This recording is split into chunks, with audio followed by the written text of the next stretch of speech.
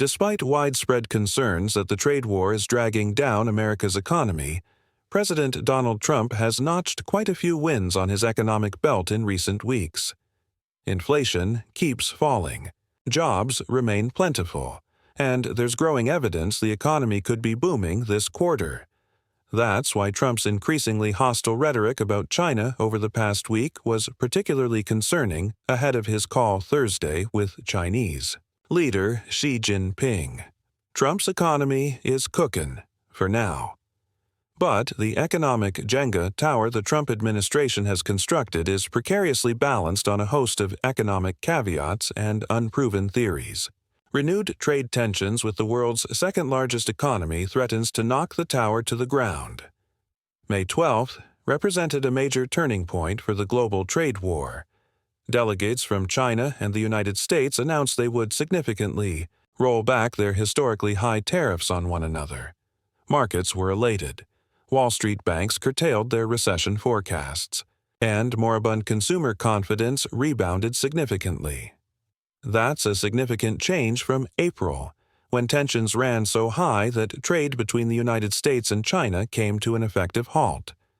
The 145% tariffs on most Chinese imported goods made the math impossible for American businesses to buy virtually anything from China, America's second-largest trading partner. No one wants to return to that. Treasury Secretary Scott Bessent, America's chief negotiator in the détente with China, said previous tariff levels were unsustainable. That's why he said the countries put in place mechanisms to prevent a re-escalation. But Trump and his administration in recent weeks have grown increasingly hostile toward China, accusing the country of breaking the promises it made in mid-May. China has similarly said the United States has failed to live up to its obligations under the agreement. Trump and Xi held a long-awaited phone call Thursday, a person familiar with the matter said. The White House did not immediately confirm the call, which was also reported by Chinese state media. If the call fails to result in another de-escalation, tensions could boil over and tariffs could rise again. So could recession forecasts, and the good vibes that have powered a rebound in sentiment and a massive market rally could disappear in a flash. Strong economic data, although virtually no economic reports are entirely good or bad, and with the obvious caveat that monthly economic data are inherently backward-looking, U.S. data have been surprisingly resilient lately.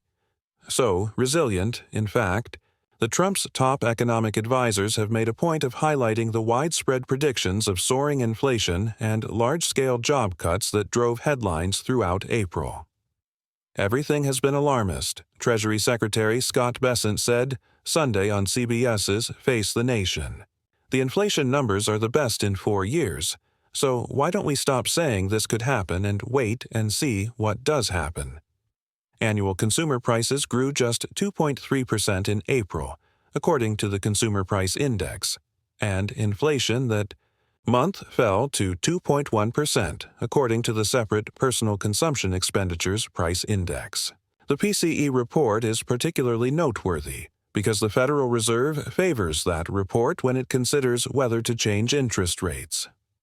Over time, the Fed targets 2% inflation, so America is, at long last, nearing that long-term target, after a years-long bout with historic price hikes. Trump, citing America's low inflation rate, has been bullying Federal Reserve Chair Jerome Powell to cut interest rates to boost the economy, even summoning Powell to the White House last week to give him a talking to. As Powell has noted, economic data is looking strong. Jobs data, although weakening, has steadied in recent months. The unemployment rate is hovering at just over 4%, and employers have added a solid number of jobs each month. The number of available jobs in America unexpectedly increased in April, a potential indicator that the labor market remains robust. And a positive effect of trade tensions could at least temporarily benefit America's economy. Gross domestic product, the broadest measure of the economy, shifted into reverse in the first quarter as businesses stockpiled goods in anticipation of tariffs.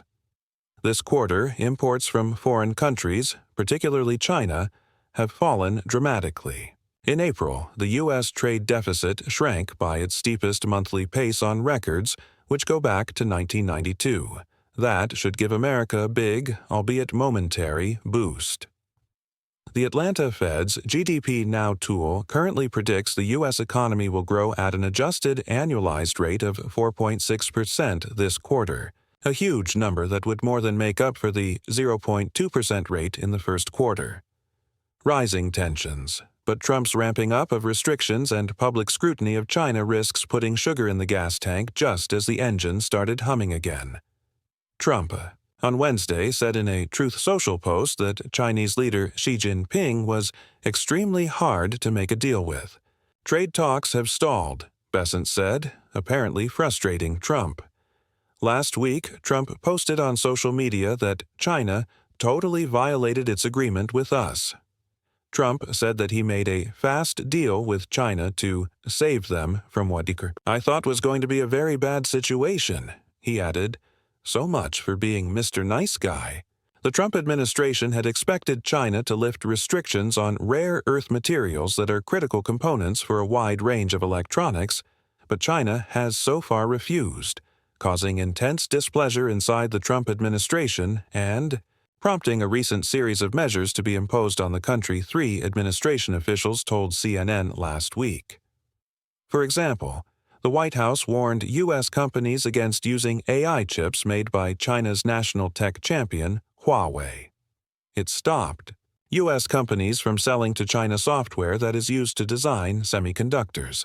And the U.S. State Department announced it would aggressively revoke visas for some Chinese students in America.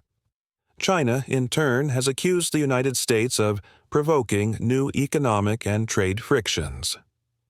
The United States has been unilaterally provoking new economic and trade frictions, exacerbating the uncertainty and instability of bilateral economic and trade relations, the Chinese Commerce Ministry said Sunday.